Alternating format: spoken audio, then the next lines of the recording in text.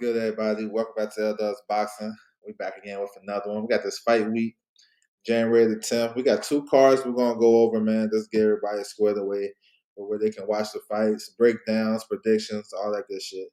Salute to everybody coming through the building. Make sure you guys hit that like button and subscribe. We're gonna get straight to it.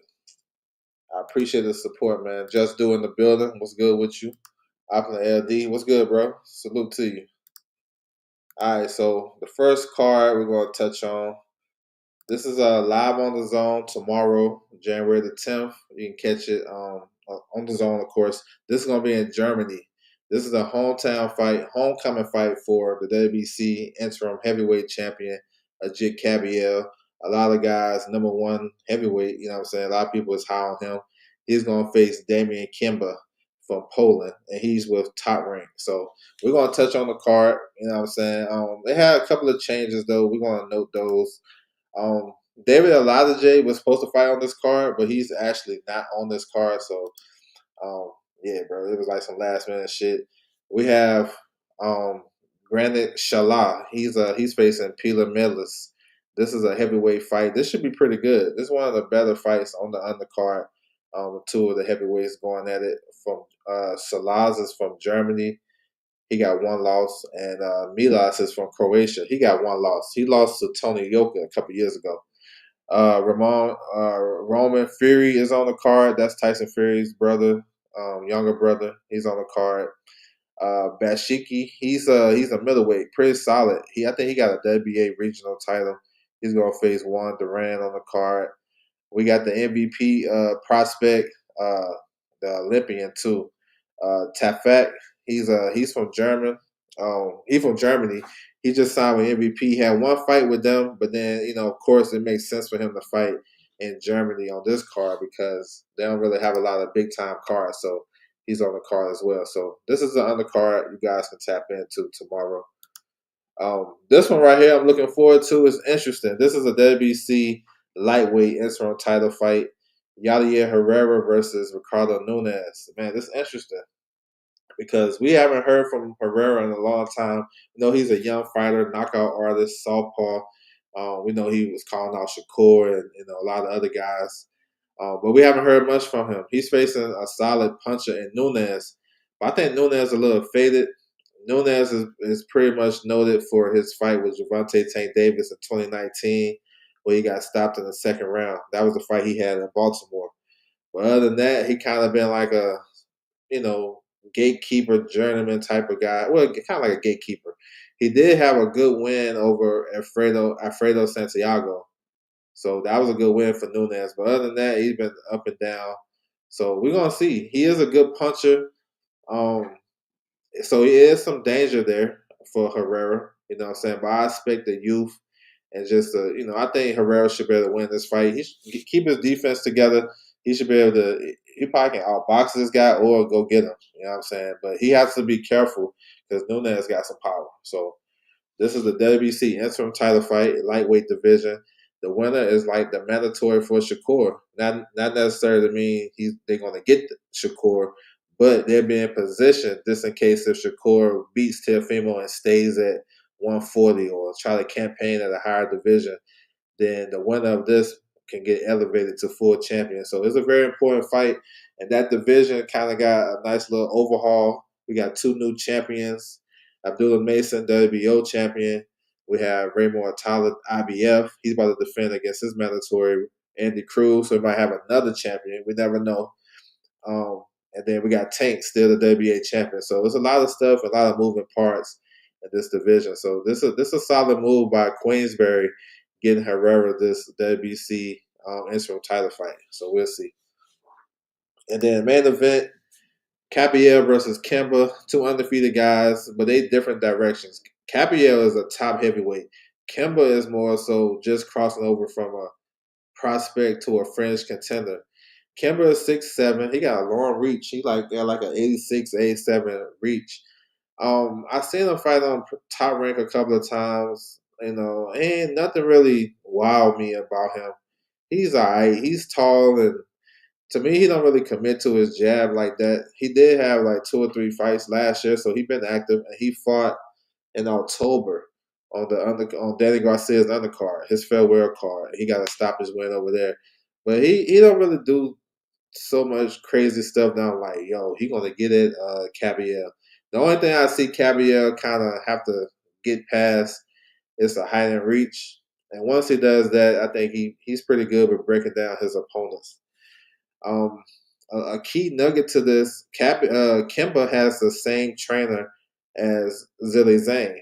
You know what I'm saying? I think Sean George, they have the same trainer. So let's see if he brings something, bring something more to the game plan against Cabiel than he had against Zane, because Zane got broken down by Cabiel to the body, like it broke his back type shit. So we'll see.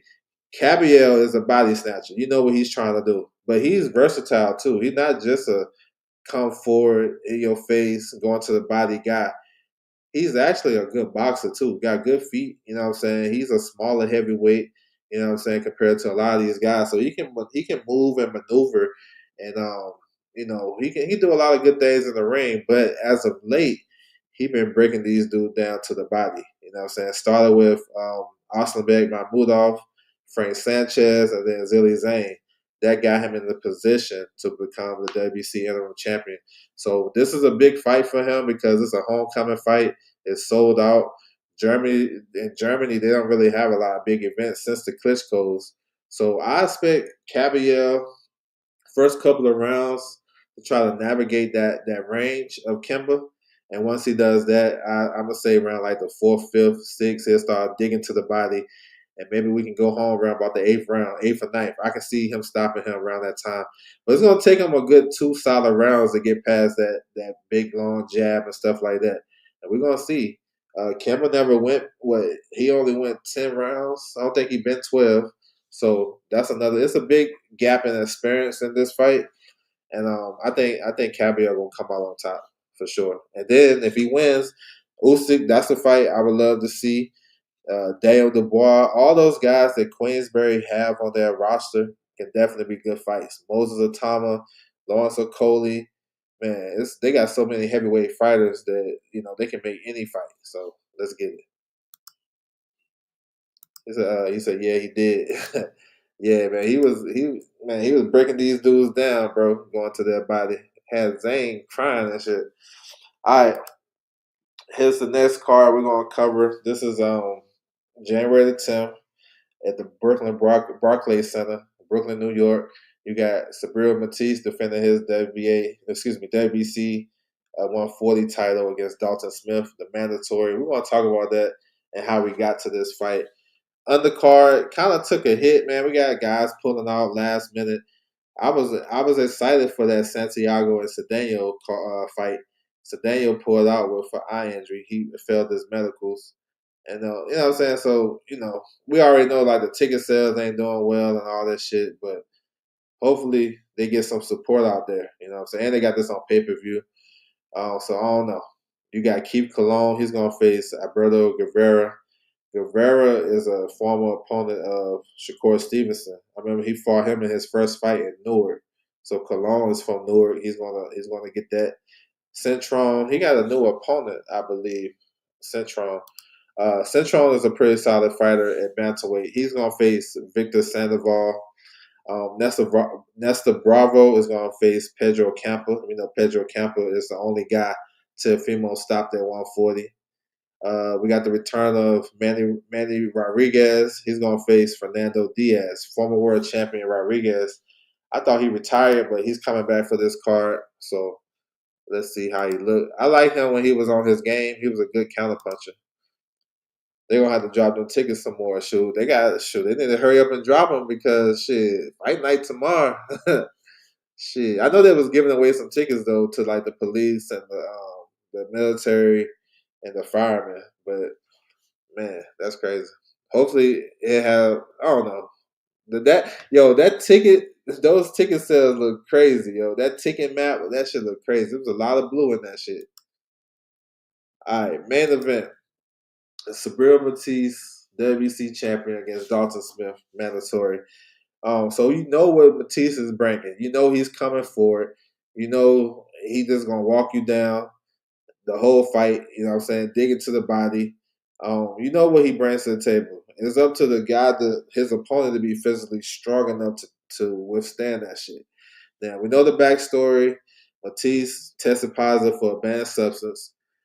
Even though it didn't reach the threshold for New York State Athletic Commission, they still allowed the fight to happen. But he still tested positive. You know what I'm saying? It just didn't get the limit. So it is what it is. We still got here. So even with that, it's a lot of questions with that. So that always, when I hear that, that tells maybe he was contaminated, and that shit happens. But when I hear about a guy that tested positive for a banned substance, it tells me he's not sure of himself. That's just me. Maybe I'm wrong. I don't know. But you know, Matisse is trying to break down this guy Dalton Smith like he do all his other fights. He get hit a lot, and I'm wondering when that bell gonna crack. Like, they keep tapping on it. He been walking through shit, but when that vulnerability gonna start happening? Because you can't keep getting hit every fight. You know what I'm saying? That shit takes a toll on you. Even though he showed a good chin and stuff like that. We'll see. Is Dalton Smith is the one that cracked that egg? I don't know. You know what I'm saying? We're gonna have to see. But the pressure of Matisse is the story of the fight. And if Dalton Smith ain't strong enough physically to keep the guy off him, he gonna have to do some holding. He gonna have to fight with him. You know what I'm saying? Do some of the stuff Leon Paro did. Leon Paro was pushing a lot. Leon Paro was holding, but he was in good enough shape to withstand that. And he was always first and last against Matisse. And that's how he was able to get that fight. That's a tough fight, and that took a lot out of Paro because that's a tough fight to have. You got to come in with that mindset that you're going to fight this dude. You know what I'm saying, and be in a dog fight and be willing to.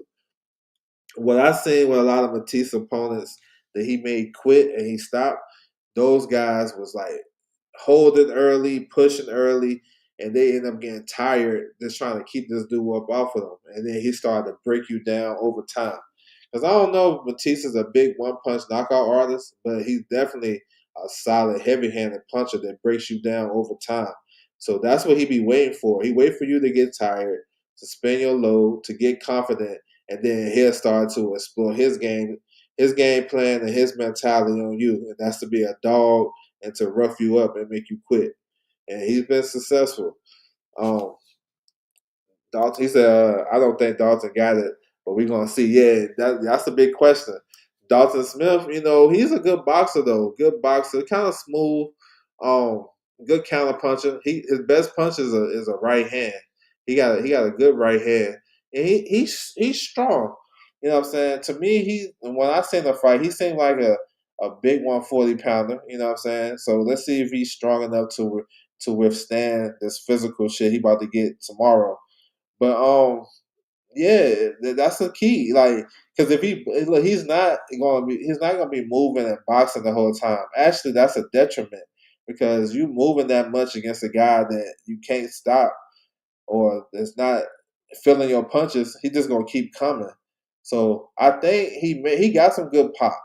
Do he have a good pop for this level? Because he been stopping a lot of guys, and as of late, he been stopping a lot of guys, but those guys really ain't been they ain't been on this level. You know what I'm saying? His best win is probably Jose Zepeda. But I don't write that off on him. I just think if he don't got the power to hurt Matisse, then everybody gonna have issues with him because he like some Michael Myers type shit. He just gonna keep coming. So I like Matisse to win. I'm picking him to win, probably on my mind. But I wouldn't mind saying Smith win. I don't like PEDs, bro. Like I'm sorry, I be going against that shit. Maybe I don't know. But my boxing mind is saying Matisse gonna break him down like he do everybody else. And I'm not sure how Dalton Smith traveled. A lot of these UK fighters don't travel well. When they come over here, unless you're elite, Tyson Fury, Joe Calzaghe, I mean, Kell Brook got a win. A lot of these guys don't travel well. It's more UK fighters that came over here and fought for a title. They got their ass beat and got sent back across the water. Did not. You know what I'm saying? There's only a few that you can name that came over here and got busy. So is he in that class? They come over here and get busy. I think, man, we're gonna see. It's too many questions on him. I think the safer pick and what probably makes the most sense it's Matisse late 9 or 10, maybe just wearing them down and end up stopping them. So we'll see. We'll see. Big fight though. The winner of this fight has to fight Alberto Playo. Alberto Playo had a close loss to Matisse. That fight could have went either way too, and he did real well too. So maybe look, he didn't break down Alberto Playo. Alberto Playo is a good fighter, and he was letting his hands go. So does Smith have that in his game plan to let his hands go and fight this guy and touch him up and go to his body and break him down? Because there's only so much you can take, and we don't never know when is that punch is going to turn a fighter's career around. So don't I mean I'm saying don't just back up to the ropes and take shit. You know what I'm saying? You gotta fight your way out in this fight because Matisse is not gonna be easy. So he said exactly. So yeah, bro, we gonna see. Good shit though. Um so yeah, that's my time right there. We only got 2 fight cards this week that we're gonna cover. And then we can tap into next week we're gonna pick it up a little bit more and then as we get closer to the end of the month, still more boxing. So salute to everybody coming through the building. I appreciate the time, and I'm out.